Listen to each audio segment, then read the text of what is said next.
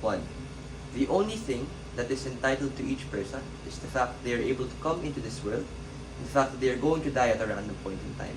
In all other instances, we ought not to expect any form of entitlement in any capacity, whether or not it is a virtue or a luxury that you should expect from another person. Why? Because the world is not kind, nor is it easy. But it can be beneficial if you look towards yourself and not towards the expectations that people might have from you. Then, and only then, can you maybe become a better version of yourself. Because let's be clear, this narrative takes all the accountability of the perpetrator and their bad action. It's telling these people that the external world will bend to their will and have them have a better chance. The principle that exists inside government that hasn't been responded to yet is very clear. If you're truly capable of wanting change despite your past actions, then you have to have the strength and willpower to change the minds of other people's skepticism.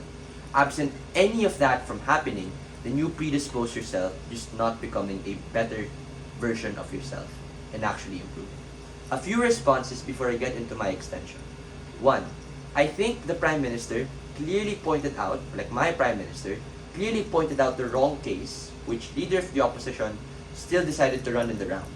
This is not a debate about whether or not giving second chances is a good or bad act. It's about the narrative that is predisposed to broader society and how individual people subscribe to that particular narrative. Can you imagine if Malcolm X and Robert Downey Jr. subscribed to this very narrative at the point in which they were a criminal or they were an addict? They would have no internal pressure to change if broader society and discourse just automatically assume that it's okay, that they should be treated with that particular action. Second, the main crux of LO's case is that certain people have certain privileges and we should cater to their lack of a privilege. Two problems to this. First, the bad act is still a bad act. We shouldn't be dismissive of that, especially if it was a really bad act. Secondly, even if we were to cater to these particular things, that's obviously already going to be a part of the narrative to begin with. That is to say, people already have certain nuances to the way that they view situations, so the marginal change, the change that happens on opposition bench is really truly that marginal. Thirdly, the LO tries to ask why it should be a blanket policy. The thing with a blanket policy is that it sends a narrative that everyone, because of all circumstances, should be entitled to this. We agree with opposition that people deserve it, but they should not be entitled to it. That's exactly the problem with this blanket narrative when you expect society to have to forgive all of the time, or at least tell people to forgive some of the time.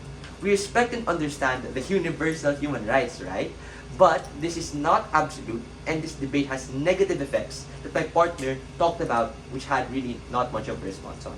Before I go into my extension, I'll take the POI now. Hello? Okay, I'll ask for the POI then. I'll go. Sorry, I had a POI. Yep. Are you up for taking it right now? Yep, go. Mr. DPM, you talked about strength and will. I would like to know that how do you expect one to show their strength and will and improvement if you don't give them a second chance?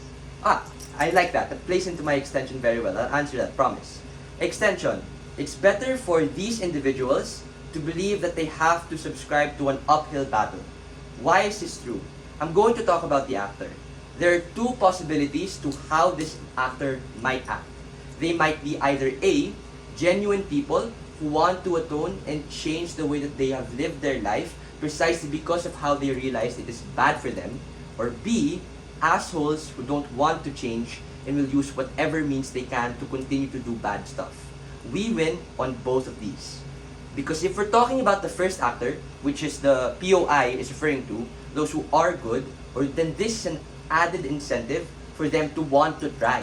That is to say, if you truly want to atone and become better for becoming or being a thief, a murderer, or a criminal in the past, then changing the disposition of particular people should be hard in their eyes. But if we're talking about the second possibility, those who are genuine assholes, then their lies and attempts at using this narrative will be far less effective because people are not expected to want to subscribe into this narrative. Two, and this answers the POI, these people will find it a lot more meaningful in the instance where people do forgive them and are willing to extend an olive branch to them. This is because the effort that we put in is a lot more meaningful to us when we don't expect any entitlement for getting what we want as a consequence of doing that act. That is to say, it's just a lot more meaningful to me that I manage to convince people that I am better through the actions that I do and through me convincing them because of those actions, not because of the words that I say or the narrative that society sets forth and expects them to just forgive these people. What are the impacts of this particular extension? One, this is just far less capable of making mistakes whenever we are in the process of evaluating people. Why is this important? This is important because of how important this impact is. On our side of the house, less assholes get away with marketing campaigns that magically fix their image to the broader public. Less bad people get away and because of the bad acts they've done in the past, which they now are just ignoring. That in and of itself is an impact that ought to be valued very highly in this round. Two, for the very people that opposition wants to cater to, this is just far more meaningful and far more important for their growth as an individual to want them to become better. Why is this important? Because assuming this is the predisposition of external forces, it is now a reward for people when they see how much their actions and how much their effort is actually putting forth, right? It's more meaningful that you get this external validation, not because it's an entitlement, but because genuinely you were able to convince someone that you are deserving of this particular thing. Thirdly, we actually take opposition's own line of logic and their own impacts. Because on our side of the house, forgiveness is still possible. Second chances are still possible. The delta of change is just in how people get to that point of rehabilitation. Both sides of the house agree in the Universal Declaration of Human Rights. It's only on government, though, that you can actually implement this idea to get rid of all of the possible negatives that my partner talked about, that I talked about, that opposition still has not replied to. For all of those reasons, I really think that that particular point needs to be weighed very, very highly in this round. Thank you.